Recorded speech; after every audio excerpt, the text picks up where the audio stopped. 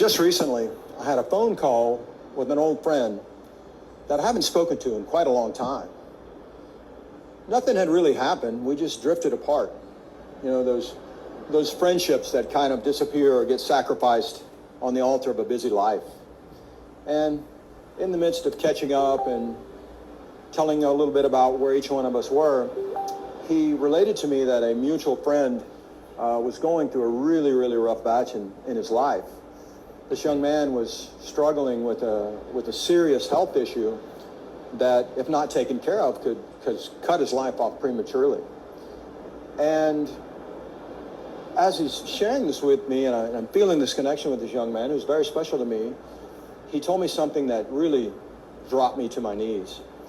He said that this young man had recently had a baby, and the baby was born prematurely, and just a few days later had passed away. And I was dumbfounded. I didn't know what to do. I didn't know what to say.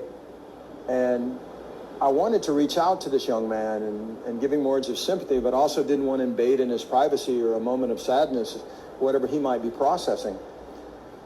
So I sent him just a brief WhatsApp saying, hey, hope you're okay. I'm here if you need me.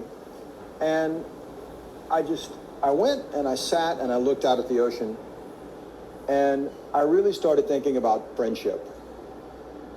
You know, I started thinking about all of those friends that I've lost along the way, the ones that I no longer have contact with, the ones that I no longer call. And I started thinking about why that happens, you know, and for the most part, it's you know, differences of opinion on businesses, or some of it had to do with financial discussions. And in the grander scheme of life, there are things that aren't even important.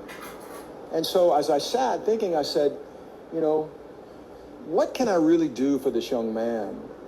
And I realized that, you know, suffering for someone in suffering is never going to make anything better. And so what came to me, and the answer that came to me was, well, right now, the best thing that you can do for this young man who lives on the other side of the world is go live your life. Go be grateful for the life that you have. So I grabbed my stand-up paddleboard. I went to the ocean. I paddled out beyond the break, beyond the waves, and I sat on my board and I just sat in a state of gratitude, just being grateful. I looked up at the sun and said a prayer of gratitude for my friend. I said a prayer of gratitude for his partner, for their young child.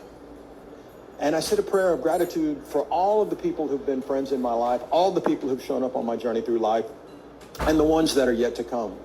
And in that state of gratitude, I realized that my greatest tribute is living my best life. So I turned, I paddled into a beautiful right, I dropped in and surfed a beautiful wave, and I dedicated that wave to all of those people that I've called friends along my journey. And so today I have a question for you. Who in your life have you drifted away from? Who in your life have you paddled away from?